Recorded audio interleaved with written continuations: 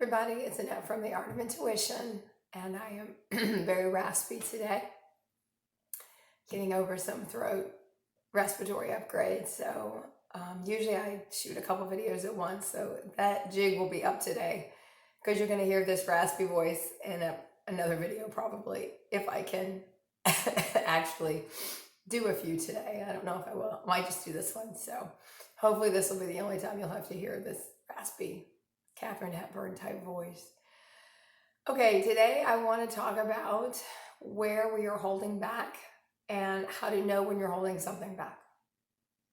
And this kind of dovetails into something that we kind of have to learn to accept assistance from people, but we can't actually ask for assistance from people. So it's kind of a flip. I'm going to go into that sort of at the end.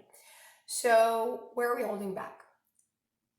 If you've ever said the words, and every time I hear this, and I remember I used to say it, so a lot of this stuff comes back to us because we used to do it ourselves, and it's just kind of a way we kind of have to pay back all those karmic things that we have initiated in this lifetime and in every lifetime we're experiencing it concurrently. So it's kind of funny how you hear the words and you're like, you cringe because you remember you used to do the same thing. When you hear the words, let me know if you need something, those are kind of words, and we're in our human consciousness. We throw them around all the time. Let me know if you need something. Let me know if I can help with anything. Let me know if you need anything, but just let me know.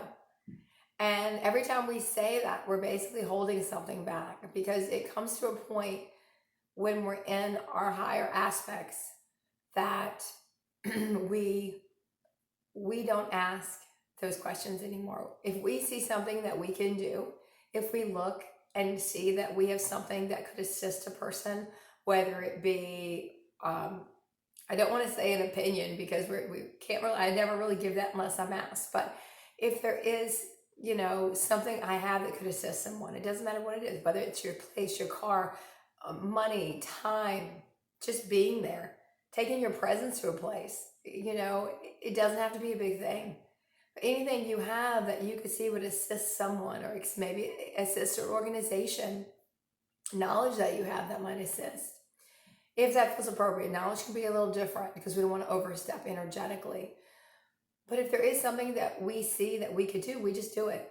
We don't wait around for someone to wait for us and ask for us to help them and gift them that thing that we could see that they needed a while back, but we just didn't do it.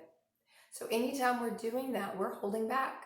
We're holding back something because we've reached some level of something that we don't want to gift. We don't want to go to that extra place. That's a limit that we have, honestly. That's what it is. It's a limit we're identifying. I could do that for that person, but I'm not going to do that for that person. I'll see if they ask me to do that, because we kind of want someone to kind of take us to task on stuff, because we get to where we feel like certain things belong to us. We get to a place where we kind of believe that certain things are ours and we don't have to kind of give those things. I can remember being in working with different people all along the way, and it was always funny, different people I kind of partner with that just didn't want to kind of give everything they had to it, whether it be money was usually the biggest thing, because they didn't want to have to put that in. Sometimes they were okay with other things, but it came to money, they were okay if, someone else did all the money stuff, but they didn't want to do it. It was almost like, hey, if you need it, ask. Well, obviously it was necessary, so there's sometimes you kind of can see that.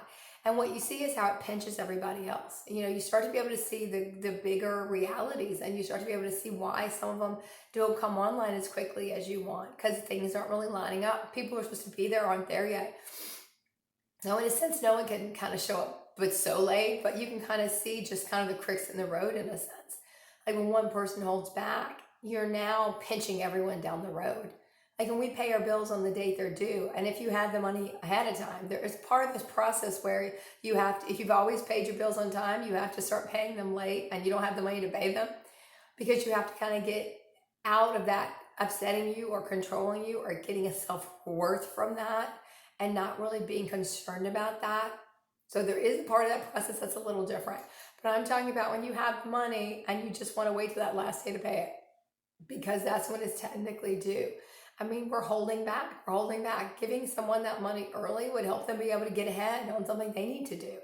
But we just got to think about ourselves. I usually use money as an example most of the time because it's one thing people will really take as mine when it comes to money. It's not our money, it's their money. When they get the money, it's their money, but when you get the money, it's everybody's money. So there can be an imbalance there for a while. You have to kind of just be mindful of and kind of start to see those things in people and see who is showing up, who is not waiting for you to ask, and a lot of times we're not going to kind of do the flip of that. And well, I do want to mention one thing. If you always see someone showing up with their hand out for something and you've gifted it and gifted it and gifted it, whether it be just your presence, your knowledge, whatever it is, and they're not doing anything to kind of assist themselves in that sense, then you kind of become a crutch for them. That's why when you gift certain things, sometimes you have to switch up and gift other things if that feels appropriate, because you realize it's kind of a crutch for someone and they kind of coming to you just for that. So there is a time you have to switch things up when you're gifting. So just to kind of keep that in mind, that's kind of a different, kind of a subset of something different, but I do want to kind of bring that up so you can kind of at least have that in your, in your peripheral somewhere, that sometimes we have to kind of cut certain things off because it's hampering the people, we're gifting it to after a while. And it's also not appreciated anymore because they kind of show up and expect it and they don't really appreciate it. So there's kind of that. And you kind of get to that flip where, if someone asks me, I'll hear that a lot. If you need anything, let me know. I'm never going to let you know. One thing is technically we never really need anything. If we needed it, if we required it, we would have it. All the higher dimensional realities are technically like a big room of requirement from Harry Potter. You're always going to have what you're going to require in that moment. You might not be as fast as your human might want it. You might get frustrated with the process. Sometimes you might want more. But in that moment, you're going to have what you require and it'll come. It might not come in the time frame you want it to come in, but it will be there when it really, air quote, needs to be there. So just kind of be aware of that.